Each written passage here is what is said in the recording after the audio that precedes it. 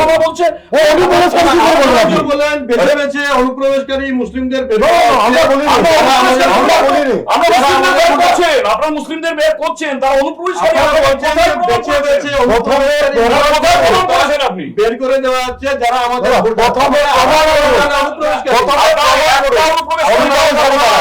আপনাদেরকে ধন্যবাদ এই কথাটা স্বীকার করে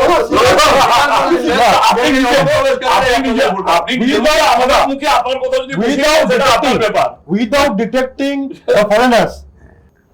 নমস্কার, CNN 24 এর আজকের বিশেষ আলোচনায় তর্ক বিতর্ক এই অনুষ্ঠানে আমরা আমন্ত্রণ জানিয়েছি বরাকের 3টা রাজনৈতিক দলের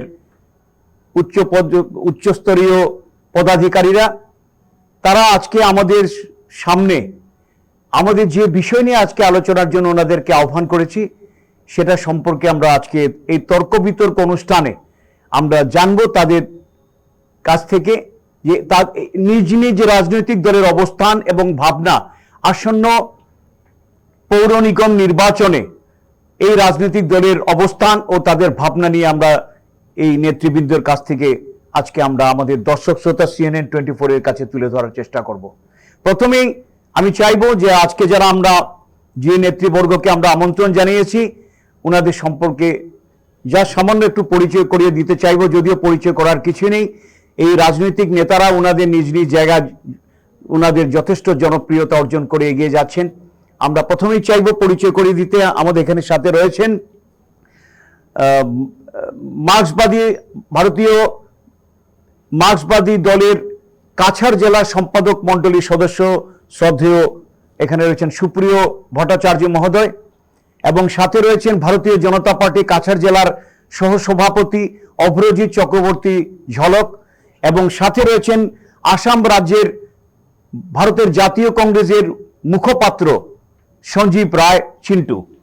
আমরা প্রথমেই যে বিষয়টা নিয়ে আপনাদের সামনে আমরা তুলে ধরার চেষ্টা করব সেটা হচ্ছে আসন্ন পৌর নিগম নির্বাচন, যেটা অতি সম্প্রতি আসামের মাননীয় মুখ্যমন্ত্রী ডক্টর হিমন্ত বিশ্ব শর্মা ঘোষণা করেছেন যে আগামী নভেম্বরের মাঝামাঝি শিলচরে পৌর নিগম নির্বাচন সম্পন্ন হবে। আমাদের আজকের এই স্টুডিওতে CNN 24 এর পক্ষ থেকে আমরা এই আলোচনায় আপনাদের কাছ থেকে আমরা জানতে চাইব রাজনৈতিক ক্ষেত্রে এই দলীয় পরিস্থিতিতে আপনাদের কি অবস্থান এবং আসন্ন পৌর নিগম নির্বাচনের যথার্থভাবে দলীয়ভাবে কিভাবে সেই নির্বাচনকে আপনারা সামনে রেখে এগিয়ে যাবেন, আপনাদের অবস্থান এবং বিরোধী দল হিসেবে বলুন বা আমাদের এখানে রয়েছেন ভারতীয় জনতা পার্টির সহসভাপতি, ওনার কাছ থেকেও জানবো যে উনি যেহেতু ভারতীয় জনতা পার্টি রাজ্য স্তরের মন্ত্রিমণ্ডলে রয়েছেন, সরকারে রয়েছেন, তো তাদের অবস্থান কোথায়। প্রথমে চাইব সুপ্রিয় বাবুর কাছ থেকে জানতে যে ভারতীয় কমিউনিস্ট পার্টি বলতে গেলে মার্ক্সবাদী দলের বর্তমান অবস্থান আমরা জানি, সে ঐতিহাসিক জ্যোতিবাবুর নেতৃত্বের পর বামফ্রন্টের অবস্থানটা কোথায় আছে এবং এই মুহূর্তে কতটুকু জনসংযোগ এবং রাজনৈতিকভাবে আগামী পৌর নির্বাচনে কতটুকু আপনাদের ভূমিকা পালন করবেন সেই জায়গাতে। নমস্কার, ধন্যবাদ আমাকে এখানে আমন্ত্রণ জানানোর জন্য। প্রথম কথা হচ্ছে রাজনৈতিক দল হিসেবে ভারতের কমিউনিস্ট পার্টি মার্ক্সবাদী তারা যে নীতির উপরে ভিত্তি করে চলে সেই নীতিতে তারা এখনো অটল আছে এবং থাকবে। সেই জায়গাতে আজকে আমাদের যে সর্বভারতীয় অবস্থান, রাজ্য স্তরের যে অবস্থান, জেলাতে তার কোনো ব্যতিক্রম হয়নি। সুতরাং যেটা পৌরসভা নির্বাচনের প্রশ্নে যখন আপনি বলছেন, পৌরসভা নির্বাচনের প্রাথমিক যে বিষয়টি রাজনৈতিক বিষয়ের বাইরেও, সেটা হচ্ছে যে বর্তমান পরিস্থিতি, যে শিলচর শহর বা তার আশপাশের যে মিউনিসিপ্যালিটির নতুন যে অঞ্চলটাকে যে নির্ধারণ করা হয়েছে পৌর নিগমের অধীনে, সেই গোটা অঞ্চলটাতে আজকে আমার বলার প্রয়োজন নেই, আপনি নিজেও জানেন, আপনারা জানেন যে এই অবস্থা কোথায় গিয়ে দাঁড়িয়েছে আমাদের বর্তমান পরিস্থিতিটা। আমরা জানি যে তরুণ গগৈয়ের সময়ে কংগ্রেস আমলে রাস্তাঘাট নালা নর্দমার যে দুরবস্থাটা ছিল, সেই প্রচন্ড রকমের একটা বাজে অবস্থার জন্য মানুষ বিক্ষিপ্ত হয়েছিল এবং এখান থেকে তাদেরকে সরিয়ে ভারতীয় জনতা পার্টিকে ভোট দিয়েছিল সাধারণ মানুষ। আশা করেছিল যে এই জায়গাটার অবস্থানটা উন্নতি হবে। প্রাথমিক অবস্থায় অবশ্যই তারা রাস্তাঘাটে যে উন্নয়ন করেছিলেন সেটা আমরাও প্রশংসা করেছিলাম, কিন্তু পরবর্তীতে আজকে যে অবস্থায় দাঁড়িয়েছে যে কংগ্রেসের সঙ্গে যদি কম্পিটিশন করা যায় সেই সময়ের সঙ্গে আজকের সময়ে, তাহলে ওরা কংগ্রেসকে হারিয়ে দিয়েছেন। সুতরাং এই পর্যায়ে আজকে আমাদের এখানকার এই অবস্থাটা চলছে। বাকি বিভিন্ন দিকে দুর্নীতির যে সমস্ত খবর এখন আসছে, বিভিন্ন দিকে যে অবস্থাটা, এটা খুল্লা, এখন আর কোনো রাগঢাকের কোনো ব্যাপার নেই, একটা চরম জায়গায় চলে গেছে। এই পরিস্থিতিতে আমরা ভারতীয় কমিউনিস্ট পার্টি মার্ক্সবাদী অবশ্যই চাইব যে এই ভারতীয় জনতা পার্টি যেন এই মিউনিসিপ্যালিটির বর্তমান যে নতুন যে কর্পোরেশন হয়েছে সেখানে ক্ষমতায় যাতে আসতে না পারে। কিন্তু তার জন্য যেটা দরকার সেটা হচ্ছে একটা বাম গণতান্ত্রিক এবং ধর্মনিরপেক্ষ ঐক্য গঠন করাটা জরুরি। আমরা অবশ্যই চাইব যে এই ঐক্যটা যাতে ঐক্যবদ্ধভাবে এইখানে কাজ করতে পারে, এবং সেটাই আমরা অবশ্যই চেষ্টা করব। আমরা দেখতে পাচ্ছি যে আপনাদের অনেক কিছু দাবি নিয়ে অতি সম্প্রতি একটা প্রতিবাদ সাব্যস্ত হয়েছিল, ধর্মঘট করা হয়েছিল, যে বিশেষ করে শিল্প ক্ষেত্রে বিভিন্ন জায়গাতে কিছু আনএমপ্লয়মেন্ট হচ্ছে এবং এই ধরনের যে ইনডিসক্রিমিনেশন, অর্থাৎ কিছু অনৈতিকভাবে অনেকগুলো ঘটনা সম্পর্কে আপনারা আলোকপাত করেছেন। এবং বর্তমান কাছাড় জেলা বা শিলচর শহরের যে অবস্থান, বিভিন্ন ইন্ডাস্ট্রি বলুন বা কর্মক্ষেত্রে নিযুক্তির ক্ষেত্রে, সেক্ষেত্রে আপনার অভিমত কি? অভিমতে কি, আমরা 9 জুলাই আমরা যে সর্বভারতীয় ধর্মঘট করেছিলাম, সেখানে সারা ভারতবর্ষের 25 কোটি শ্রমিক, কর্মচারী, কৃষক সক্রিয়ভাবে অংশগ্রহণ করেছিল। এটা একটা ঐতিহাসিক ঘটনা। ভারতবর্ষের ইতিহাসে এই প্রথম 25 কোটি সক্রিয়ভাবে অংশ নিয়েছে। তার প্রথম কারণই হচ্ছে বিক্ষোভটা চারদিকে আছে। কৃষকদের মধ্যে তো আছেই, তাদের যে প্রতিশ্রুতি দেওয়া হয়েছিল সেটাও রক্ষা করা হয়নি। আর শ্রমিকদের ক্ষেত্রে আজকে আনএমপ্লয়মেন্ট যেমন আছে, আমাদের 5 গ্রাম কাগজ কলটা এখান থেকে একটা উদাহরণ হিসেবে রয়ে গেছে ঐতিহাসিকভাবে। সুতরাং এই সামগ্রিকভাবে যে পরিস্থিতিটা ছিল এবং বর্তমানে আমাদের এখানকার যে পরিস্থিতি আছে, কৃষকদের বলুন, শ্রমিকদের বলুন, আজকে সমস্ত শ্রমিকরা আজকে এখানে থাকছেন। আমরা কাছাড়ের, আমি ব্যাঙ্গালোর থেকে এসেছি সাম্প্রতি, সেখানে গিয়ে দেখলাম রেস্টুরেন্টে গেলে পাচ্ছি আমি কাছাড় জেলার লোক আমার সঙ্গে পরিচয় করছে, আমি দেখছি আসামের লোক এরা আমাদের সঙ্গে পরিচয় করছে, security, restaurant staff, hotel staff, hospital staff, এন্টায়ারটা আজকে নর্থ ইস্ট থেকে লোক ওইখানে চলে যাচ্ছে। কেন? এই যে একটা ব্রেন ড্রেন, বা আপনি বলতে পারেন যে একটা লেবার ফোর্সের যে একটা ড্রেনেজ যেটা হচ্ছে, এটার কারণটাই হচ্ছে যে আমাদের এখানকে এদের জীবন ধারণের যে সামান্যতম যে প্রয়োজন সেটুকু তারা এখান থেকে করতে পারছেন না। সুতরাং এইটা একটা বিষয় তো আছেই। সেই সঙ্গে এই অঞ্চলের যে অবস্থাটা, এটা এর মধ্যে এর থেকে বিচ্ছিন্ন কিছু নয়। সুতরাং এই পরিস্থিতিটা আছে। সুতরাং 9 জুলাইয়ের যে ধর্মঘটটা ছিল, সেই ধর্মঘটের রেশ তো এখনো রয়ে গেছে। আর আপনি বলছিলেন যে আমাদের যে শক্তি সম্পর্কে, দেখুন রাজনৈতিকভাবে কখনো উত্থান পতন হয়, কিন্তু আমরা যেটা নীতিগত যে অবস্থানটা, সেই অবস্থান থেকে আমরা যে সংগঠনগুলো আজকে ছড়িয়ে দিচ্ছি চারদিকে, আমাদের সংগঠনগুলো বাড়ছে। যেখানে শ্রমিক আছে সেখানে শ্রমিক সংগঠন আমাদের বাড়ছে, কৃষক সংগঠন বাড়ছে, আমাদের সমস্ত জায়গায় আমার সাংগঠনিক শক্তি বাড়ছে। অন্যান্য বিভিন্নভাবে আজকের রাজনীতিটা যে পর্যায়ে গিয়ে দাঁড়িয়েছে, সেখানে আজকে যে অর্থবল যে জায়গাতে গিয়ে প্রয়োজন পড়েছে, সেখানে অবশ্যই আমাদের দুর্বলতা আছে। কারণ আমরা ওই ইলেকট্রাল বন্ডের মাধ্যমে আমরা কোনো আজ পর্যন্ত একমাত্র কমিউনিস্ট পার্টি হবে, মার্ক্সবাদী কমিউনিস্ট পার্টির দল যারা এই ইলেকট্রাল বন্ড কোনো কর্পোরেটের কাছ থেকে গ্রহণ করেনি। সুতরাং এই অবস্থায় অত্যন্ত সীমিত আর্থিক ক্ষমতার মধ্যে আমরা মানুষের দাবি দাওয়া নিয়ে মানুষকে সংগঠিত করার চেষ্টা করছি।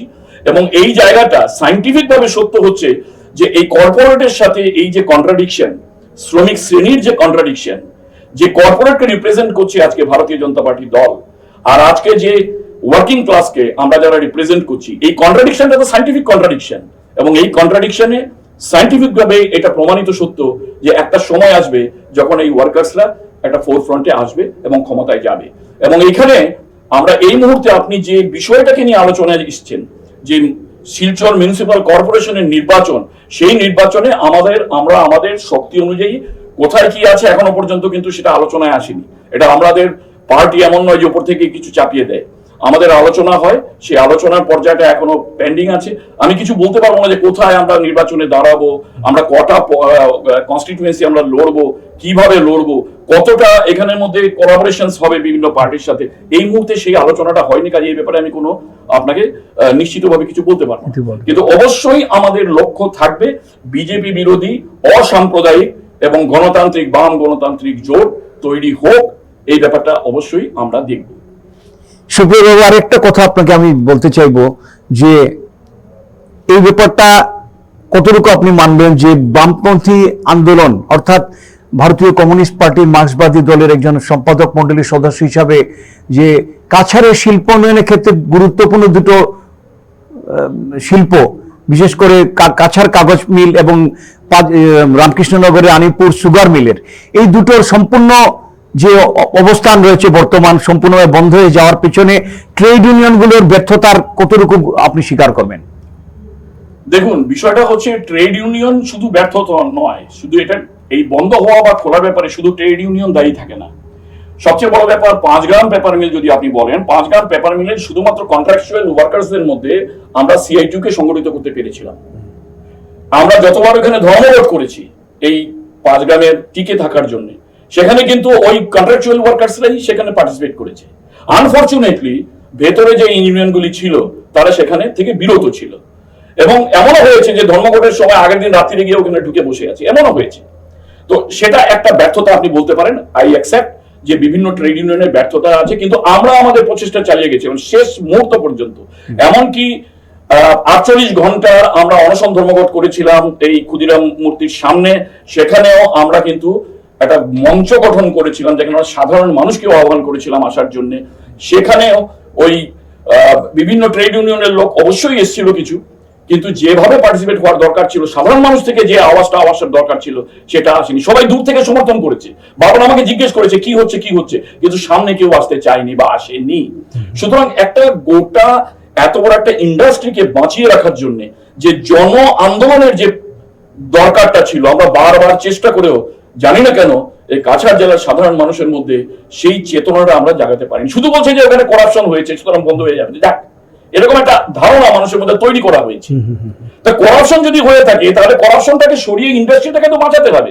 আজকে ইন্ডাস্ট্রি নেই, আমার ঘরের ছেলে যদি ইঞ্জিনিয়ার থাকে তাকে বাইরে যেতে হচ্ছে, তাকে 5 গ্রাম কাগজ করলে কাজ করার কোনো ব্যাপার নেই। 5 গ্রামের জায়গাটা আজকে শ্মশান হয়ে আছে, এবং সেই 5 গ্রামে আনফরচুনেটলি নির্বাচনের আগে যখন নরেন্দ্র মোদী এসে ওইখানে সভা করেছিলেন, ওপেন মিটিং, সেখানে তিনি বলেছিলেন যে তিনি যদি ভোটে জেতেন তাহলে তিনি ওই 2015-তে তিনি কাগজ কলে সম্পূর্ণভাবে এটাকে চালু করবেন, আর আনফরচুনেটলি 2015-এ তিনি প্রধানমন্ত্রী হওয়ার পরে সেটাকে বন্ধ করে দিয়েছেন। এই যে জিনিসগুলো, এগুলো তো আমাদের সামনে চোখের সামনে ঐতিহাসিক সত্য, এটাকে আমরা অস্বীকার করতে পারি না। এই যে বিষয়গুলি, এই বিষয়গুলির বিরুদ্ধে মানুষকে তো দাঁড়াতে হবে, সংগঠিত করতে হবে। আপনি বলতে পারেন আমাদের এই দুর্বলতা আছে, আমরা হাজার চেষ্টা করে সাধারণ মানুষকে একটা মঞ্চে এনে এই যে আন্দোলনটা তৈরি করার বিষয়টা ছিল সেটাকে আমরা হয়তো করতে পারিনি, কিন্তু আমাদের চেষ্টার কোনো ত্রুটি ছিল না, আমাদের কোনো জায়গাতে আমরা নেগলেক্ট করিনি।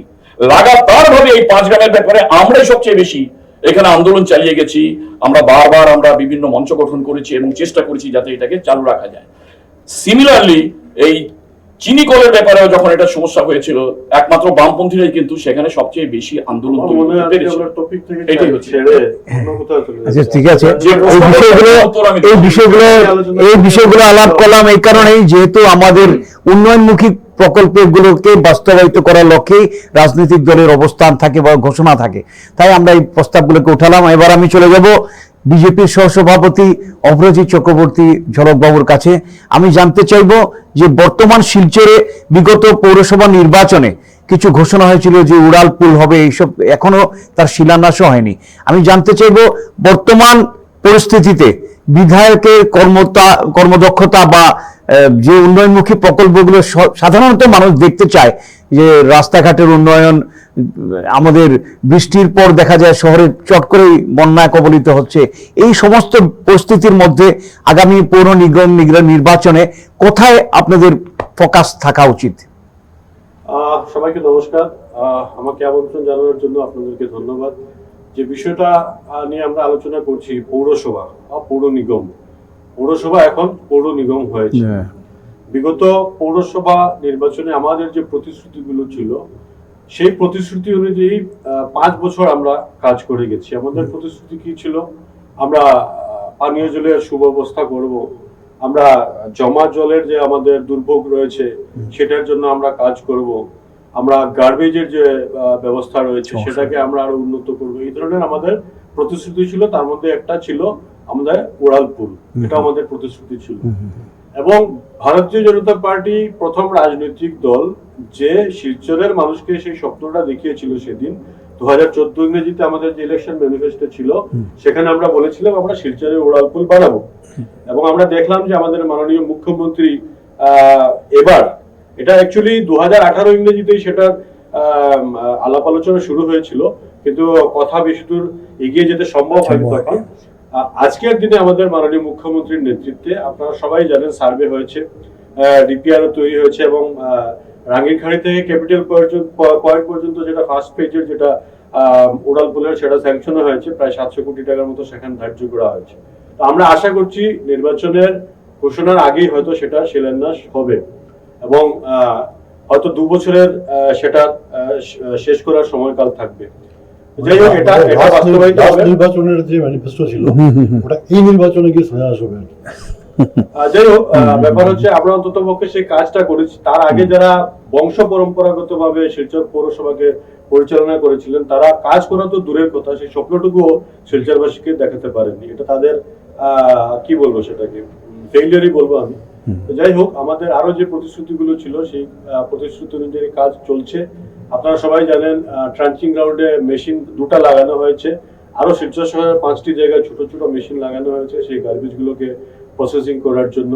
পানীয় জলের জন্য আপনারা সবাই জানেন অমৃতের মাধ্যমে প্রায় 176 কোটি টাকার অমৃতের ফার্স্ট ফেজের কাজ আমাদের শেষ হয়েছে, এখন সেকেন্ড ফেজের কাজ আমাদের শুরু হবে। তো এই যে ট্রানজাকশন পিরিয়ড যেটা রয়েছে সেই পিরিয়ডে কিছুটা জায়গাতে অসুবিধা হচ্ছে, সেটাও আমরা স্বীকার করছি, তবে এটার কাজ শেষ হয়ে গেলে এই সমস্যাগুলো আর থাকবে না। আপনারা সবাই জানেন যে জমা জলের যেটা সমস্যা শিলচর শহরে রয়েছে সেটা বিগত দিনে যে পর্যায়ে ছিল, আজকের দিনে আমরা বলবো যে আমরা অনেকটাই সেই সমস্যার সমাধান করতে সম্ভব হয়েছে। আপনারা সবাই জানেন শিলচর শহরের অম্বিকাপুরটি, চার্চ রোড, এইসব অঞ্চল বৃষ্টি দিলেই জমা জলে মানুষ ভুগতেন। আজকের দিনে বৃষ্টি হলে শিলংপট্টি, অম্বিকাপুরটি এইসব অঞ্চলে জল হচ্ছে না। আর নিউ শিলচর এরিয়াতে এখনো কিছু কিছু সমস্যা রয়েছে। আমাদের সোনাই রোডের সেই ট্রেনটা কমপ্লিট হয়ে গেলে আমরা আশাবাদী সেই সমস্যাটাও খুব তাড়াতাড়ি আমরা সমাধান করতে পারবো। এবং সব থেকে বড় কথা হলো এই প্রতিশ্রুতিগুলি পূরণ করার জন্য ভারতীয় জনতা পার্টির নেতৃত্বাধীন সরকার, আমাদের মাননীয় বিধায়ক, আমাদের সাংসদ দিন রাত যে পরিশ্রম করছেন সেটা শিলচরবাসী সচক্ষে দেখতে পাচ্ছেন। আমাদের শিলচরের বিধায়ক রাত 12টা 1টা 2টা পর্যন্ত সেই কন্ট্রাক্টরের সাথে থেকে নিজে কাজগুলো দেখাশোনা করে যত তাড়াতাড়ি সম্ভব ত্বরান্বিত করার চেষ্টা করছেন, সেটাও শিলচরবাসী দেখছেন। তো সেই হিসাবে আমরা বলতে পারি আমরা যে প্রতিশ্রুতি জনগণকে দিয়েছিলাম সেই প্রতিশ্রুতি আমরা অনেকটাই পালন করতে সক্ষম হয়েছি, যার জন্য শিলচরবাসীর বিশ্বাস এবং ভরসা বিগত যতটা নির্বাচন হয়েছে লাস্ট 10 বছরে আপনারা দেখবেন শিলচরের মানুষ উজাড় করে ভারতীয় জনতা পার্টিকে ভোট দিয়েছেন, এবং এটাই প্রমাণ হয় যে মানুষের বিশ্বাস ভারতীয় জনতা পার্টির সাথে রয়েছে। কিন্তু আপনি বলছেন কিন্তু মানুষের বর্তমান যে দুর্দশা অবস্থা, সামান্য বর্ষণে বিভিন্ন এলাকায় দেখা যায় জলমগ্ন অবস্থা, কিছুদিন পূর্বেও দাসকন্যা অঞ্চল জলমগ্ন ছিল। এই সমস্ত যে সামান্য ভারী বর্ষণে শহরের মূল এলাকাগুলো যে জলমগ্ন হওয়ার ঘটনাটা, এবং শহরে এর ফলে ব্যাপক একটা ট্রাফিক জ্যামের যানজটের সমস্যা হচ্ছে, সে সম্পর্কে জনগণ সচেতন। আপনি যাই বলুন, বিগত নির্বাচনের প্রতিশ্রুতির পর এবারে সেই নির্বাচনে তার কতটুকু ফল আশা করছেন সেটা আপনি বললেন, কিন্তু একটা কথা আমি বলতে চাইবো, জনগণের যে বর্তমান ভাবনা তাতে কিন্তু একটা হতাশা দেখা যাচ্ছে। আমি বলতে চাইবো যে আপনি সেই অবস্থান থেকে শিলচরের জনগণকে আপনি কি বলবেন যে না এবারে নির্বাচনের পূর্বে কি হতে পারে? আপনি তো মিডিয়ার লোক, আপনি তো সরি টু ইন্টারাপ্ট, আপনি তো মিডিয়ার লোক। উনি যে কটা প্রতিশ্রুতির কথা বলেছেন খুব সত্যি কথা বলেছেন, এই প্রতিশ্রুতিগুলি তারা দিয়েছিলেন। এবার মিডিয়ার লোক হিসেবে আপনি আমাকে একটা উদাহরণ দিন তো যে এই 5টা প্রতিশ্রুতি কোনটা পালন করা হয়েছে এখন পর্যন্ত লাগু হয়েছে। ওনারা চেষ্টা করছে, আমি দেখেছি বিধায়ক ঘুরে বেড়াচ্ছেন, আমার সঙ্গেও ভালো সম্পর্ক আছে, আই অ্যাপ্রিসিয়েট উনি চেষ্টা করছেন বা কিছু করছেন, কিন্তু মানুষ তো চেষ্টা দেখবে না। সরকার একটা টিম কাজ করছে, সেই টিম গত 5 বছরে 5টা প্রতিশ্রুতির একটা লাগু করতে পারেনি। এই জায়গা থেকে উনি বলুন, আমি ওনাকে অনুরোধ করছি। শিলচরের মানুষ নিজের চোখে এই বিষয়গুলো দেখতে পাচ্ছেন। আমার মনে হয় না শিলচরের মানুষ, আপনি যেটা বললেন হতাশ বা নিরাশ, এই ধরনের কিছু নেই। হ্যাঁ, হতাশ কংগ্রেস বা বিরোধী রাজনৈতিক দল যারা ক্ষমতায় আসতে পারছেন তাদের মধ্যে একটা হতাশা থাকতে পারে, সেটা স্বাভাবিক। শিলচরের মানুষ দেখতে পাচ্ছেন সচক্ষে যে এই শহরের রাস্তা, বিশেষ করে নালা, ফুটপাথ এইভাবে তৈরি করা যায়, কালারিং টাইলস বসিয়ে আপনি ডিআইজি বাংলার সামনে আমরা ছোটবেলা থেকেই দেখেছি এখানে কোনো ড্রেন ছিল না, কিন্তু এবার গিয়ে দেখবেন সেখানে একদম টাইলস বসিয়ে সেখানে ড্রেন এবং ফুটপাথ বানানো হয়েছে। শিলচরের প্রতিটি অঞ্চলে সেই নালা নর্দমা এবং ড্রেন ফুটপাথ এগুলো নির্মাণ হচ্ছে। আমি চাইবো যে আমাদের আমি শেষ করি, ভারতীয় জাতীয় কংগ্রেসের মুখপাত্র সঞ্জিত নিশ্চয়ই বলবেন। এখন ব্যাপার হচ্ছে কি, বিরোধী রাজনৈতিক দলের কাজ কি? সরকার যদি ভালো কাজ করুক, যেটা হয়নি সেটাকে হাইলাইট করে। এটা রাজনৈতিক দল এটা রাজনৈতিক দল হিসাবে বিরোধী দলের দায়িত্ব এবং কর্তব্য। কিন্তু ব্যাপার হচ্ছে আজকে যে কাজ, যে উৎসাহ উদ্দীপনা নিয়ে সরকার যেভাবে আন্তরিকতার সঙ্গে যে কাজগুলো করছেন বা বাস্তবায়িত হচ্ছে, মানুষ সচক্ষে দেখছেন, সেই জায়গায় দাঁড়িয়ে কিছু মানুষ, আমি বলবো বিশেষ করে বিরোধী রাজনৈতিক দলের যারা সমর্থক বা নেতৃবৃন্দরা, তারা একটু হতাশ হতেই পারেন। কারণ আগামী যে নির্বাচন আসছে, সেই নির্বাচনে পৌর নির্বাচনে প্রায় 42টি আমাদের ওয়ার্ড এবার হয়েছে পৌর নিগমে। সেই 42টি ওয়ার্ডের মধ্যে কংগ্রেস তো বেশিরভাগ জায়গাতে প্রার্থী দাঁড়া করাতে পারবে না। আর রয়েছে মার্ক্সবাদী কমিউনিস্ট পার্টি, উনি নিজেও জানেন যে সর্বভারতীয় স্তরে তাদের এভারেজ স্কোর কি রয়েছে। 1% ভোটও তারা পাবেন না শিলচরে। লেস দেন 1% ভোট তারা হয়তো নিয়ে যদি খুশি থাকেন সেটা তাদের ব্যাপার। আমরা 1 ইঞ্চি জমিও বিরোধী দলকে আমরা সুযোগ দেব না, 1 ইঞ্চি জমিও না। সেই জন্য আমরা 42টি ওয়ার্ডকে ঠিক আছে, অভয়বাবুর বিভিন্ন উত্তরের নিরিখে আমি চাইব ভারতের জাতীয় কংগ্রেসের মুখপাত্র রয়েছেন সঞ্জীব রায়, বলুন আপনার কি বক্তব্য এই পরিস্থিতিতে? তার আগে আমি আপনাকে একটা কথা বলবো যে বর্তমান বিরোধী দলের যে ভূমিকা কংগ্রেসের পালন করার প্রতি জনগণের একটা আস্থা ছিল, বিগত 5 বছরে সেটা সম্পূর্ণভাবে ব্যর্থ হয়েছে। আপনাদের কোনো আন্দোলন নেই, কোনো একটা দেখা গেছে পঞ্চায়েত নির্বাচনে ব্যাপক কারচুপি এবং স্বজন পোষণের অভিযোগ উঠেছে বিভিন্ন বিধায়কের বিরুদ্ধে, বিভিন্ন নেতার বিরুদ্ধে। এই যে সমস্ত অবস্থান থেকে কংগ্রেসের বর্তমান সভাপতি সজল আচার্যের নেতৃত্বে আগামী নির্বাচনে পৌর নির্বাচনে কতটুকু সুদূর প্রসারী ফলাফল আপনারা আশা করেন? দেখুন, প্রথমেই বলছি যে জলকবাবু একটা এক্সাম্পল দিয়েছেন যে অমরিকাপুরটি এখন জল জমে না। একটা জায়গা খুঁজে পেয়েছেন যেখানে ইতিহাসে জল জমতো, এখন জমে না। কিন্তু এরকম শো জায়গা আছে, আপনার link road, second link road, Prince colony, Das colony, national highway, Rangir Khari. এইটা মানে আগে আমরা কি হতো যে মনসুন যখন ব্রেক হতো আমরা আনন্দে উল্লাস করতাম আর কি, মনসুন ব্রেক হচ্ছে, এখন আতঙ্কে থাকি আমরা। মনসুন যদি 1 ঘন্টা ভালো করে ব্রেক করে দেয় তাহলে new Silchar area, specially Bilpal, link road, second link road, Prince lane, national highway, Rangir Khari, Das colony সব প্লাবিত হয়ে যায়। তো এই আতঙ্কটা ওরা বুঝবেন না, কারণ এই ব্যাপারটা যারা ভুক্তভোগী ওরাই বুঝতে পারবেন।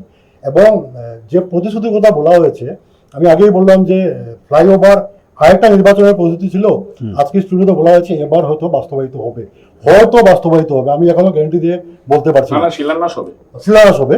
আচ্ছা, আমি আরেকটা কথা মনে করিয়ে দেই যে আজকে যিনি মন্ত্রী আছেন Piyush Hazarika, on record on the floor of the assembly উনি দাঁড়িয়ে বলেছেন যে আমার কাছে রিপোর্ট আছে সয়েল টেস্টিং ডিপার্টমেন্টের যে শিলচরে ফ্লাইওভার হবে না।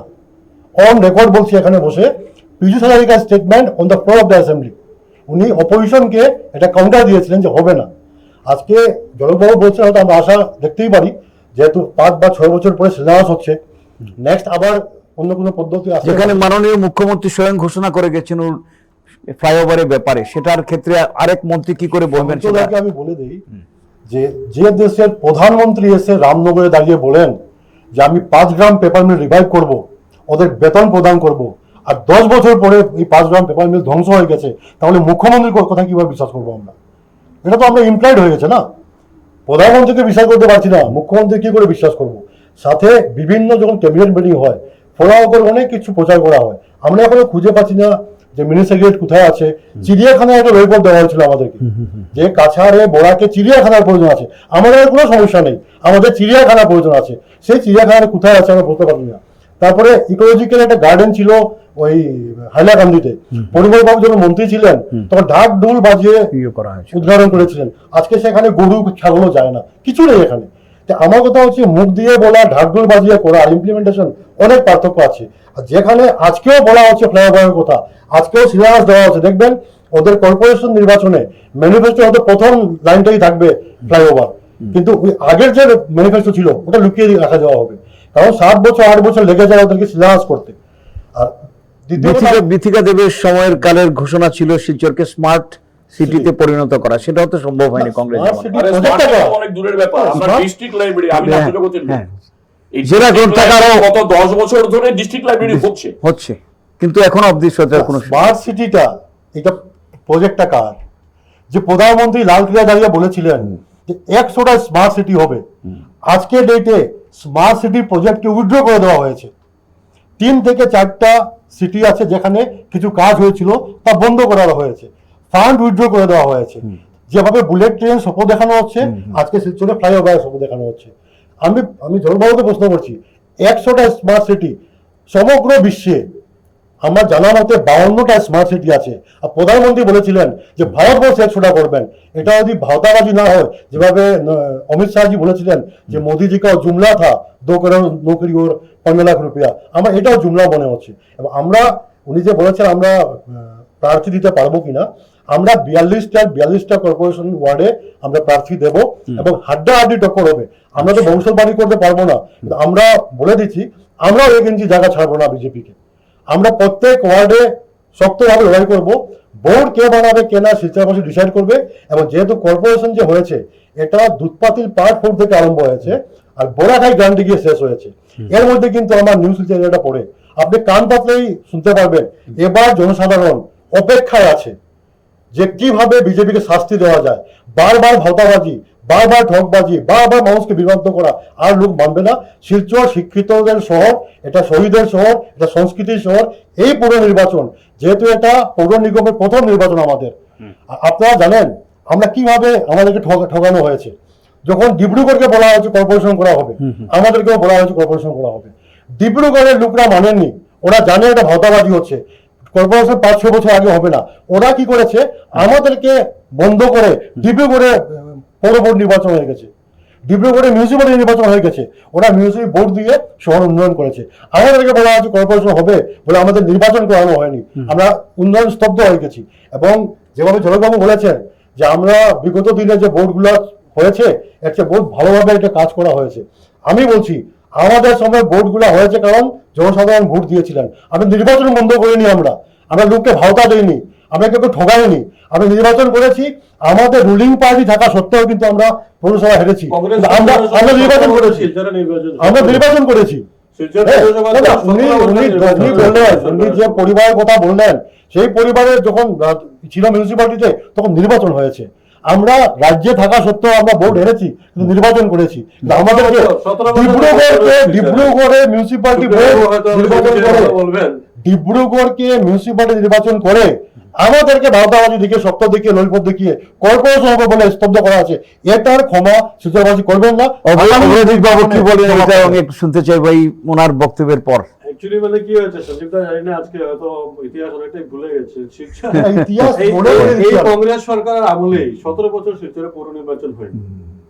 এখানে কি বলবো, নগর উন্নয়ন মন্ত্রকের মন্ত্রী থাকা সত্ত্বেও শিলচরবাসী কর্পোরেশন পাননি। তার থেকে বড় দুর্ভাগ্য এবং লজ্জাজনক ঘটনা আর কি হতে পারে আমার জানা নেই। যদি তাদের সামান্যতম কর্পোরেশন হতে হলে কি কি ক্রাইটেরিয়া লাগে ওটা জলবাবু জানা নেই বুঝো। আমি একটা বলি, কর্পোরেশনের জন্য কি কি ক্রাইটেরিয়া লাগে ওটা জানা নেই বুঝো। এই যে একটা কথা আজকে ওরা হিমশিম খাচ্ছেন কর্পোরেশনের জন্য। আজকে সকালে পেপারে দেখা যাচ্ছে 600 ভোট এদিকে গিয়েছে, কালকে বলা হচ্ছে 500 ভোট এদিকে ঢুকে গেছে। সেটা হবে পঞ্চায়েত নির্বাচনে যারা ভোট দিয়েছে ওরা আবার কর্পোরেশনে এসেছে, ওরা আজ পর্যন্ত ভোটারলিস্ট ঠিক করতে পারেনি। আপনারা তো ভোটারলিস্ট ঠিক করতে পারেননি আজ পর্যন্ত। জিপি কে যারা ভোট দিয়েছে ওরা কর্পোরেশনে ভোট দিবে এবার। আমি একটা কথা বলি, বিজেপি কর্পোরেশন ব্যাপারটা অনেকটা এরকম দাঁড়িয়ে গেছে যে চালন বলে ছুঁচকে তোর পেছনে ফুটো। মানে কে কাকে কতটা ফুটো দেখাবে সেটা দেখে লাভ নেই। ঘটনাটা হচ্ছে নির্বাচনী প্রক্রিয়াটা আজকাল বড় মেলাইন হয়ে গেছে। এই যে সামনে নির্বাচন আসছে 26-এর অ্যাসেম্বলি নির্বাচন এবং সামনে আমাদের কর্পোরেশন নির্বাচন, এবারে বারবার আমরা দেখেছি যে ভোটের সময় কতগুলো অদ্ভুত জিনিস আমরা লক্ষ্য করি। এবারে আমরা কি লক্ষ্য করছি? এবারে লক্ষ্য করছি হঠাৎ করে এই বাংলাদেশি হটাও, উচ্ছেদ, বিশেষ করে সংখ্যালঘু সম্প্রদায়ের উপরে আক্রমণ। আর 2 নম্বর ব্যাপার হচ্ছে আবার নতুন করে ভোটার লিস্ট সংশোধনের ব্যাপার। বিহারের ভোটার লিস্ট সংশোধন নিয়ে যে সমস্ত রিপোর্ট এখন বেরিয়ে আসছে, এটা আতঙ্ক সৃষ্টি করছে সারা ভারতবাসীর মধ্যে। কিন্তু এখন যখন এই আবার ভোটার লিস্ট সংশোধনের জন্য আপনার কাছে পেপারস চাইবে, এটা লাগবে না, ওটা হবে, ওটা দিয়ে হবে না, এটা দিয়ে হবে, আপনি তখন ওই মেডিকেলের রাস্তায় গিয়ে রাস্তায় প্রসূতি আপনার হয়ে যাচ্ছে, ডেলিভারি হয়ে যাচ্ছে, সেটা মানুষ ভুলে যেতে বাধ্য হবে। অর্থাৎ ডেলিভারি হওয়ার পরে ওই মহিলার থেকে ছুটতে হবে কাগজপত্র আনার জন্য যে তার ভোটার লিস্টের নামটা এলো কি এলো না। অর্থাৎ মানুষের এর আগেও আমরা দেখেছি এনআরসির নামে কি করা হয়েছে।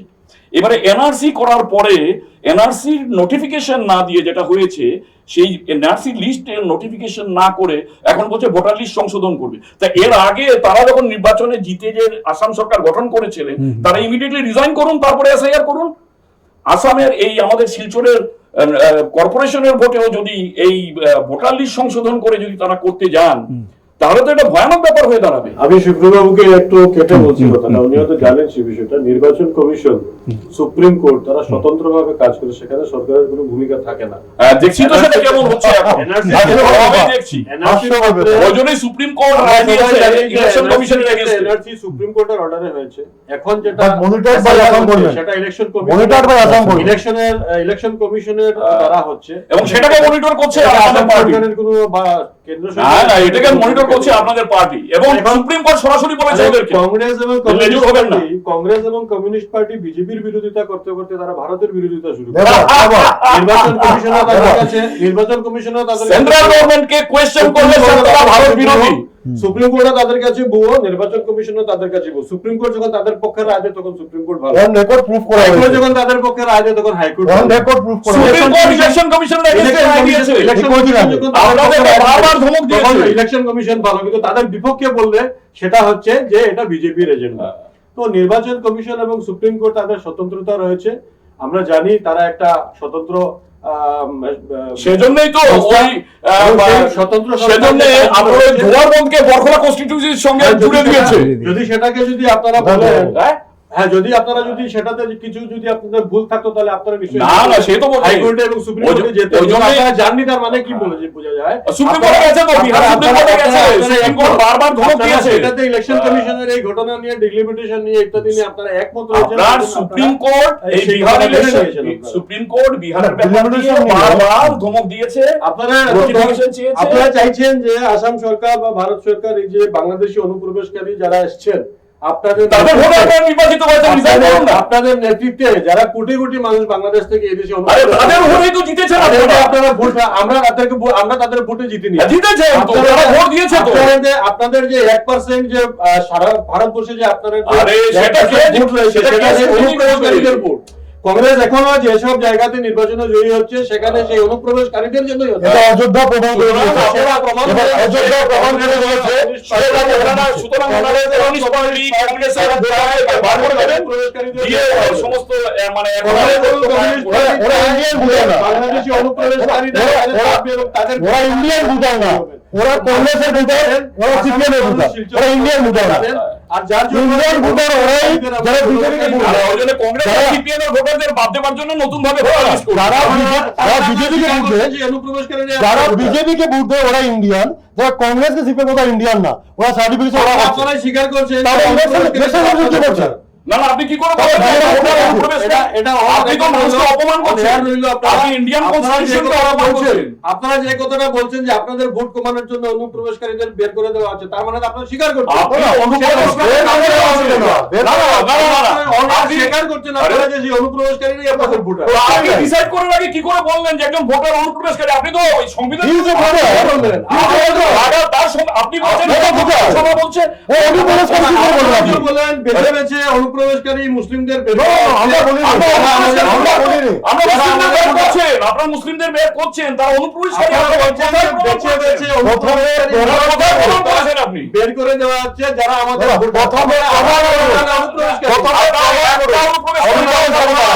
আপনাদেরকে ধন্যবাদ এই কথাটা স্বীকার করে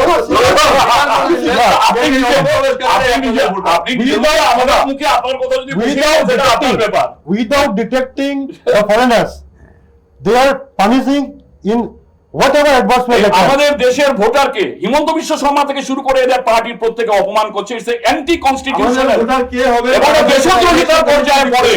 সেটা এবং এরা বলার পরে ওনার বক্তব্য আমাদের মুখে বসাতে চাইছেন। ইলেকশন কমিশনকে তো সুপ্রিম কোর্ট জবাব দিয়ে দিয়েছে। আমাদের দেশের কারা ভোটার হবে সেটা ঠিক করবে ইলেকশন এটা কমিশন। BJP, সেটা BJP ঠিক করবে। সেটা নির্বাচন কমিশন সেটা BJP ঠিক করবে। কমিউনিস্ট পার্টি ঠিক করবে না, বিজেপি ঠিক করবে এটা। আর ইলেকশন কমিশন যখন তাদেরকে ভোটার লিস্ট থেকে নাম কেটে দিয়েছে, আপনাদের তো মুখ্যমন্ত্রীর উপরে আছে, সেখানে উচ্ছেদ হবেই, সেখানে উচ্ছেদ হবেই। এটা আমার আরে তুমি কি করে ডিটেক্ট করলে ওরা ফরেনার? আসামে কি করে বলে ওরা বাংলাদেশি? কে ডিটেক্ট করলো এটা? আসামে যে সব জায়গায় প্রবেশকারীরা ঢুকেছে তাদেরকে বেছে বেছে আমাদের সরকার বের করবে এবং মাননীয় মুখ্যমন্ত্রী ডক্টর হেমন্ত বিশ্ব শর্মা সেটা ঘোষণা করেছে। এটা বের করা হবে। এবং গতকালকে লালকিল্লাতে দাঁড়িয়ে মাননীয় প্রধানমন্ত্রী এই কথা বলেছেন যে এক भी घुसपैठियों कम नहीं छोड़े। এটা আপনাদের হতে পারে। আপনারা চাইছেন বিএসএফ হিটলার করেছিল করে দিয়ে। আপনারা চাইছেন পাকিস্তান এবং বাংলাদেশ থেকে যে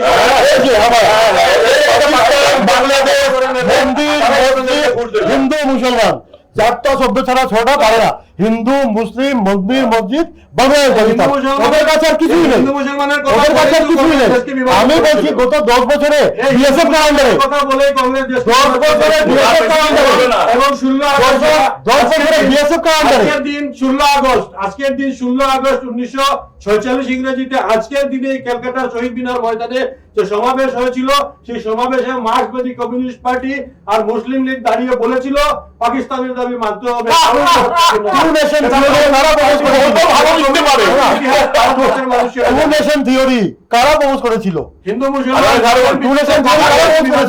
হিটলারের বন্ধু গোয়েবেলস বলেছিল যে বারবার মিথ্যে কথা বলে যায় ওটা সত্য বলে প্রমাণিত হয়ে যাবে। এটাই বলছে মিথ্যা কথা বলে ভারতবর্ষের মানুষ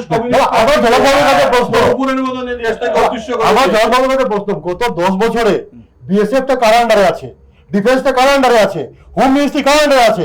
বারবার বলা হয়েছে বাংলাদেশের লোক আছে, কি করে আসছে? আপনারা কি করছেন? দিল্লিতে বসে বসে কি করছেন? আপনাদের অধীনে বিএসএফ আছে, আপনাদের অধীনে বিএসএফ আছে। 10 বছর কি করে ঢুকলো? 50 বছর আপনারা ঢুকছে, রেগুলার ঢুকছে। মুখ্যমন্ত্রী বলেছে রেগুলার ঢুকছে, কি করে ঢুকছে? সমস্ত ব্যাপারে ফেল করে মানুষের দৃষ্টিটা এখন অনুপ্রবেশকারী বাংলাদেশ আর পাকিস্তানের দিকে ঘুরিয়ে দেওয়া আর ভোটার লিস্ট সংশোধন করে, এগুলো হচ্ছে এখন ওদের ইস্যু। কারণ কোনো ইকোনমিক ইস্যু নেই। আপনারা শিলচরে থাকলে আমার মতো ব্যাল পড়বেন, আপনারা বাংলাদেশে ব্যাল পড়বেন, এটা সবাই জানে। আপনি অ্যাক্সিডেন্ট করবেন, এই আমার পায়ে এরকম হবে। এটা হচ্ছে শিলচর, আমি দূরে যেতে হবে না, বহু দূরে যেতে হবে না। শিলচরের এই উন্নয়নের এই পরিস্থিতি, 5টা প্রতিশ্রুতি ওনার কথা মতো যার একটাও পালন হয়নি, সেইগুলো থেকে যাতে মানুষের দৃষ্টি ঘুরে যায় তার জন্য অনুপ্রবেশকারী, voter list, NRC, Pakistan, Bangladesh এই চলবে এবং আগামী আসাম ইলেকশনের আগ পর্যন্ত এইটা চলবে। আমি বলছি আপনাকে, সাধারণ মানুষ এত বোকা নয়। বেশি দিন বেশি মানুষকে বোকা বানিয়ে রাখা যায় না, এটা ঐতিহাসিক এবং সেটাই সামনে দেখা যাবে। সাধারণ মানুষরা কমিউনিস্ট পার্টির মধ্যে এত চালাক হতে পারেনি, সেটাই প্রবলেম। সেই জন্য তো সাধারণ মানুষকে আপনারা খুব বোকা মানুষরা দেশে ভালোবাসে, দেশে আমাদের আজকের আলোচনায় না, তাই আপনাদেরকেও চায় না। সুতরাং যারা আপনাদের প্রশ্ন করে তারা কেউ দেশভক্ত নয়। আপনাদের প্রশ্ন করলেই দেশভক্ত না। আমি যে প্রশ্ন করছি আপনি তো তাই বললেন, এটা আপনাদের ভাষায়। আমাদের 3 জন রাজনৈতিক নেতৃবৃন্দ এখানে উপস্থিত আজকের তর্ক বিতর্ক অনুষ্ঠানে। আসন্ন শিলচরের পৌর নিগম নির্বাচনে রাজনৈতিক দলগুলোর ভাবনা এবং তার অবস্থান সে নিয়ে আমরা একটু জানতে চেয়েছিলাম। আমি একটা প্রশ্ন করবো আপনাদের 3 জনকে, সে একই উত্তর আমি চাইবো। মানে প্রশ্নটা এরকম থাকলো যে এক একটা রাজনৈতিক দলে, যেমন কংগ্রেস, মার্ক্সবাদী কমিউনিস্ট পার্টি এবং ভারতীয় জনতা পার্টি, 3 জনের কাছে একটাই প্রশ্ন যে আসন্ন পৌর নিগম নির্বাচনে 3টে বিশেষ মুদ্রা কি থাকবে, সেটা আমি প্রথম জানবো ভারতীয় জনতা পার্টির কাছ থেকে। অর্থাৎ নির্বাচনে দাঁড়ানোর কাছে যেটা ইস্যু আছে সেটাই থাকবে আমাদের ম্যানিফেস্টো। একটা স্পেসিফিক্যালি আপনি বলুন। আমরা যখন সেই স্পেসিফিক্যালি যখন আমরা বানিয়ে নেব, সেটা ইলেকশনের আগেই হয়ে যাবে এবং শিলচরের মানুষের সাথে আলাপ আলোচনা চলছে এই ব্যাপারে। আগামী দিনে আমরা আরো নাগরিক সভার মাধ্যমে শিলচরের মানুষের যে দাবিগুলো রয়েছে সেটা নিয়ে আলাপ আলোচনা করে একটা ধারণা যেটা 3টে থাকতে পারে, যেটা আপনার কাছ থেকে মূল যে সমস্যাগুলো রয়েছে সেগুলো আমরা যেটা কাজ শুরু করি, সমাধানে যে আপনি বলবেন যে এটা আমরা শিলান্যাস করবো বা এটা আমাদের উড়ালপুল হবে বা এই সমস্যার জমা জল বা রাস্তাঘাটের উন্নয়ন, এই ব্যাপারগুলো তো আসতেই পারে। বাস্তব জ্বলন্ত সমস্যা যেগুলো নিয়ে নাগরিক সমস্যা যেগুলো রয়েছে সেগুলো সমাধানই আমাদের মূল লক্ষ্য হবে। এখনো কোনো সিদ্ধান্তে পৌঁছাননি আপনারা? এখন পর্যন্ত আমাদের ম্যানিফেস্টো তৈরি হয়নি। আমরা ম্যানিফেস্টো যখন তৈরি হবে, আমি সুপ্রিয়র কাছে জানতে চাইব, ভারতীয় কমিউনিস্ট পার্টি মার্ক্সবাদী দলের কাছাড় জেলার সম্পাদক মণ্ডলীর সদস্য হিসাবে আপনি শিলচরের আসন্ন নির্বাচনে 3টে বিশেষ মুদ্রা যেটা রাখা উচিত বলে আপনার দলের মনে হয়? দেখুন, 3টে বিশেষ মুদ্রা বলতে মুদ্রা তো একটাই, জনগণকে ভুল বুঝে গোটা সারা শিলচর এবং এই যে পৌর নিগমের যে কনস্টিটিউয়েন্সি, তার যে সামগ্রিক সমস্যার মধ্যে একটা হচ্ছে জল। আমার বাড়িতে গত 5 বছর ধরে 1 ফোঁটা জল পাই না, আমি ট্যাক্স দিয়ে যাই। তো ওনার সাকসেসফুল ইমপ্লিমেন্টেশনটা আমি প্রমাণ করলাম। পরিশোধিত জল পরিশোধিত জল পাই না, হ্যাঁ অপরিশোধিত জল পাই, কারণ আমাদের ইটখোলার দিকে রাস্তাটা রেগুলার জল ওঠে। আপনার জল জমা জলের যে সমস্যাটা, এটা তো আছেই। সারা শহরের যে যানজট থেকে শুরু করে সমস্ত কিছু, এক কথায় দেখুন, এটাকে 3টে পয়েন্টের মধ্যে এনে ঢুকিয়ে দেওয়াটা বড় কষ্টকর ব্যাপার, কারণ 3টে পয়েন্টে আনার মতো এত সহজ ব্যাপার নয়। সারা শিলচরটা 30টা পয়েন্টেও যদি করা যায়, তাতেও হতে পারে।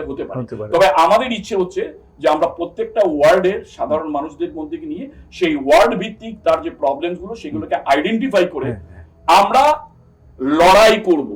আমরা এমন কোনো প্রতিশ্রুতি দিই না, যদি আমরা ওইখানে যাইও, যদি মিউনিসিপালিটিতে যদি মনে করুন আজকে কমিউনিস্ট পার্টির সেই ক্ষমতা নেই, এটা ঠিক যে আমরা আজকে ওখানে বোর্ড গঠন করে নেব। আমরা চাইবো যে যাতে একটা যুক্ত ফ্রন্ট গঠন হয়, এবং সেটা কর্মসূচির ভিত্তিতে, ওই নীতির ভিত্তিতে হবে না আমরা জানি, কিন্তু একটা কর্মসূচির ভিত্তিতে যাতে একটা অপোজিশন ইউনিটি হয়, এবং তারা যদি এখানে বোর্ড গঠন করে, সিপিএম প্রত্যেকটা ওয়ার্ডের মানুষকে নিয়ে তার দাবিগুলি নিয়ে লড়াই করবে, এবং লড়াই করেই সেটাকে আদায় করবে। এবং তার মধ্যে আমরা যে কটা পারি অন্তত পক্ষে আমরা চেষ্টা করব যাতে অন্তত প্রতিনিধি সেখানে পাঠানো মিউনিসিপালিটিতে, তারা ওইখানে তাদের ভেতরে যেটা লড়াই করা সেটা করবে। যেন আজকে পার্লামেন্টে একটা কথা উঠছে যে ভারতীয় কমিউনিস্ট পার্টি মার্ক্সবাদী দল বলুন বা বামপন্থী দলগুলো বলুন, তাদের প্রতি বর্তমান প্রজন্মের নব প্রজন্মের আগ্রহ এবং তাদের নেতৃত্বের অভাব। এখনো আপনাদের দলীয় নেতৃবৃন্দের একটা বয়োজ্যেষ্ঠতার প্রশ্ন আসছে, যে একটা জেনারেশন গ্যাপ আছে, সেখানে এই ব্যাপারে আপনার কি অভিমত? আমরা আমাদের যে ইনিশিয়েটিভ সেটা আছে, এটা দীর্ঘদিনের একটা ব্যাপার। সামগ্রিক একটা রাজনৈতিক গ্লোবালাইজেশনের একটা এফেক্ট আছে, সামগ্রিক একটা সামাজিক রাজনৈতিক পরিস্থিতি, ওয়ার্ল্ড ফেনোমেনন, মানে একটা ইয়ং জেনারেশনের প্রতিনিধিত্বের অভাব। হ্যাঁ, নবপ্রজন্মের যে মানুষগুলি, সেটা নতুন করে এখন আসছে না যে তা নাই। পশ্চিমবঙ্গে যারা নবপ্রজন্মের বহু শিক্ষিত এবং হাইলি এডুকেটেড নিউয়ার জেনারেশন আজকে নেতৃত্বে আসছে। কেরালাতে তো আছেই, যেখানে যেখানে আমাদের সংগঠন ছিল সেখানে আছে। এইখানেও আপনাকে এত খোলাখুলি বলা সম্ভব নয়, কিন্তু এখানেও আমরা নবপ্রজন্মের মানুষদেরকে আমরা অন্তর্ভুক্ত করছি। হাজারো হার্ডেলস আছে। কমিউনিস্ট পার্টি ওই মন্দিরে গিয়ে কীর্তন করে রাজনীতি করে না। সুতরাং একটা কমিউনিস্ট পার্টিতে একজন মানুষকে যদি আমার ইয়াং জেনারেশনের ছেলেকে যদি আমার পার্টিতে আনতে হয়, তাহলে তাকে সায়েন্টিফিক কন্ট্রাডিকশন বোঝাতে হয়, তাকে দ্বন্দ্বমূলক বস্তুবাদ বোঝাতে হয়, তাকে সমাজ পরিবর্তন কিভাবে হয় সেটাকে এডুকেশনাল ক্লাস করে তাকে পার্টিতে আনতে হয়। So it tax time. এই টেকস টাইম করে হাজারো হার্ডেলস এর মধ্যেও আজকে 1971 সালের পশ্চিমবঙ্গের প্রচন্ড রকমের আক্রমণের পরেও, সিদ্ধার্থ শঙ্কর রায়ের নেতৃত্বে প্রচন্ড রকমের 300 থেকে 400 পার্টি ক্যাডারকে খুন করার পরেও কমিউনিস্ট পার্টি কিন্তু ক্ষমতায় এসেছিল। এটা ঠিক। কেরালাতে আরএসএস এর চূড়ান্ত আক্রমণ এবং শয়ে শয়ে পার্টি ক্যাডার খুন করার পরেও কেরালাতে কিন্তু কমিউনিস্ট পার্টি ক্ষমতায় আছে। সুতরাং যেখানে আছে সেখানে আছে, যেখানে নেই হ্যাঁ সেখানে অনেক কিছু আছে। আপনি বলতে পারেন, আমি সেলফ ক্রিটিক্যালি যদি বলি, হ্যাঁ পার্টির ভেতরে যদি দুর্বলতা থাকে তাও আছে, সেটাকে আমরা আইডেন্টিফাই করার চেষ্টা করছি সায়েন্টিফিক্যালি। এবং কোন জায়গাতেই আমরা মানুষকে বিভ্রান্ত করার চেষ্টা করি না, যা সত্য তাকে সত্যটাকেই তুলে ধরি। আবার আমি বলবো যে যদি অনুপ্রবেশকারীদের দ্বারা এখানে ভোট হয়ে থাকে, ভোটে নির্বাচিতরা পদত্যাগ করুন। নমস্কার।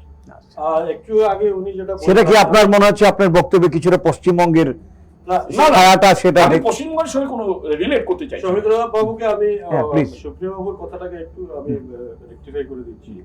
যেখানে যেখানে কমিউনিস্ট পার্টি ছিল এই দেশে, সেখানে যেখানে খুন, ধর্ষণ, ডাকাতি, হত্যা, রাজনৈতিক হত্যা এমন পর্যায়ে গিয়েছিল। উত্তরপ্রদেশ দেখছি আমরা, ত্রিপুরাতে বলুন, বলেন, আপনি পশ্চিমবঙ্গে বলুন, মানুষ দেখেছে। এবং সেখানে আজকে পশ্চিমবঙ্গ বলুন, ত্রিপুরাতে বলুন, তাদেরকে ক্ষমতা থেকে ছুড়ে ফেলে দেয় মানুষ দিয়েছে। কেরলেও বাকি রয়েছে, এবার কেরলেও সেটা থাকবে না। কারণ কেরলে তারা কিভাবে মানে সাধারণ মানুষের উপর অত্যাচার করেছেন সেটা সেখানের যারা মানুষ রয়েছেন কেরালে একটা কনস্টিটিউয়েন্সিতে বিজেপি দাঁড়িয়েছিল, সেখানে 20,000 ভোট এক বছরে বেড়েছে। পার্সেন্টরাও জানেন, কমিউনিস্টরাও জানেন, এবং তারা যত বেশি মিথ্যা কথা ভারতবর্ষের মানুষের কাছে বলছেন তত বেশি তারা পিছিয়ে যাচ্ছেন। আজকে একটা সময় ছিল কিছু কিছু জায়গায় তাদের কিছু ভোট ব্যাংক থাকতো, প্রভাব থাকতো, আজকে সেই মানুষগুলো নেই। কেন নেই? কমিউনিস্ট পার্টির যারা লিডাররা রয়েছেন তারা এখন দেশ বিরোধী কার্যকলাপ, দেশ বিরোধী কথাবার্তা, বিজেপি বিরোধিতা করতে করতে তারা ভারতের বিরোধিতা শুরু করছে। সেই জন্য তাদের যারা সমর্থক, আপনি যেটা বললেন একটু আগে, ইয়াং জেনারেশন আজকে সবাই জানে, সবাই বুঝে, যার জন্য তারা একটা জায়গাতে এসে তারা স্থিমিত হয়েছে এবং সেখান থেকে এখন ধীরে ধীরে তারা অ্যাবলিশনের দিকে যাচ্ছে। কংগ্রেসের যে অবস্থা রয়েছে, কানাইয়াকে নিয়ে চরম উন্মাদতার পরেও দেখা গেল স্থিমিত হয়ে গেল বামপন্থী মানুষ সব দেখে ওনার কথা থেকে ওই আবার একটা কথাই বলছি, চালন বলে ছুঁচকে তোর পেছনে ফুটো। ছোট। আর যদি আচ্ছা যাক, এবার আমি চাইবো আমাদের সঞ্জীব বাবুর কাছ থেকে তিনটে বিশেষ মুদ্রা আসন্ন পৌর নিগমের নির্বাচনে কংগ্রেসের দৃষ্টি রয়েছে, সেটা কোথায়? দেখুন, আজকে যদি আমি আপনাকে জিজ্ঞেস করি তিনটা, আপনি ইজিলি বলে দিতে পারেন, কারণ আপনি সমাজ ব্যবস্থা থেকে জড়িত আছেন। ঝলক বাবুকে বারবার বলার পরেও উনি কেন পারেননি জানেন? কারণ উনি রুলিং পার্টিতে আছেন, তো সমস্যা কাছাড়ে আছে বা শিলচরে আছে, উনি কোনটা স্পেসিফাই করবেন?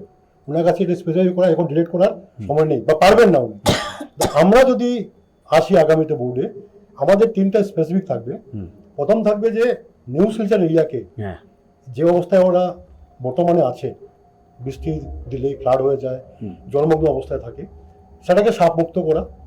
দ্বিতীয়, সমগ্র শিলচর শহরে জমাজলের যে দুর্ব্যবস্থা আছে এখন, মানে আনপ্ল্যান ড্রেনেজ সিস্টেম আছে, ওটাকে ঠিক করা। অ্যান্ড থার্ড, ইয়েস, আমরাও সাপোর্ট করি, আমরাও ফ্লাইওভার চাই, কিন্তু আমরা ডাউটে আছি যে 7 বছর পরে শিলান্যাস হয়েছে, এখন কি আবার ফ্লাইওভার হবে? এই প্রশ্ন আপনার মাধ্যমে নাগরিকদের সাথে রেখে গেলাম। এবং আমরা যে তিনটা স্পেসিফিক বলেছি আমরা জানি, কারণ আমরা সবার সাথে জড়িত আছি। উনি এই জন্য বলতে পারেননি কারণ উনি ভয়ে আছেন যে সমস্যার মধ্যে কারটা বলবেন, কারটা না। অনেক ধন্যবাদ আপনাদের তিনজনকে। আজকে আমাদের CNN 24 এর বিশেষ আলোচনা তর্ক বিতর্কে অংশ নিয়েছিলেন তিন বিদগ্ধ, বরাকের রাজনৈতিক ক্ষেত্রে যথেষ্ট জনপ্রিয়তা অর্জনকারী তিনটি রাজনৈতিক দলের তিন নেতা। এখানে রয়েছেন সুপ্রিয় ভট্টাচার্য, ভারতের কমিউনিস্ট পার্টির মার্ক্সবাদী দলের কাছাড় জেলার সম্পাদক মণ্ডলীর সদস্য, এবং ছিলেন ভারতীয় জনতা পার্টির কাছাড় জেলার সহসভাপতি অপরাজিৎ চক্রবর্তী ঝলক, এবং আমাদের আজকের আলোচনায় অংশ নিয়েছিলেন ভারতীয় জাতীয় কংগ্রেসের আসাম রাজ্যের মুখপাত্র সঞ্জীব রায় চিন্টু। এই আলোচনায় আমাদের মূল বিষয় যে আলোচনা আমরা ছিল যে আসন্ন পৌর নিগম নির্বাচনে শিলচরের রাজনৈতিক দলগুলির ভাবনা এবং অবস্থান, তাতে আমরা বলতে গেলে অনেক পরিষ্কারভাবে ওনাদের সেই বক্তব্যগুলোকে আমরা জানতে পারলাম। ক্ষোভ তো স্বাভাবিক থাকবে, এবং ঝলকবাবু সেটার উত্তর দিয়েছেন যে উন্নয়নের নিরিখে ওনারা এগিয়ে যাবেন বলছেন বারবার, যেহেতু সরকার ওনাদের হাতে, এবং স্বাভাবিকভাবে বিরোধী দলের মুখ থেকে কিছুটা বিতর্কিত কথা আসতেই পারে। এবং আজকের তর্ক বিতর্ক অনুষ্ঠানে ওনাদের অংশগ্রহণ নিঃসন্দেহে আমাদের CNN দর্শক শ্রোতাদের কাছে আকর্ষণীয় একটি আলোচনা বলে গণ্য হবে। আগামীতে আবার আসবো আমরা। সবার কাছ থেকে আমরা বিদায় নেওয়ার আগে আপনাদের সবাইকে অনেক ধন্যবাদ জানাবো আমাদের স্টুডিওতে আসার জন্য।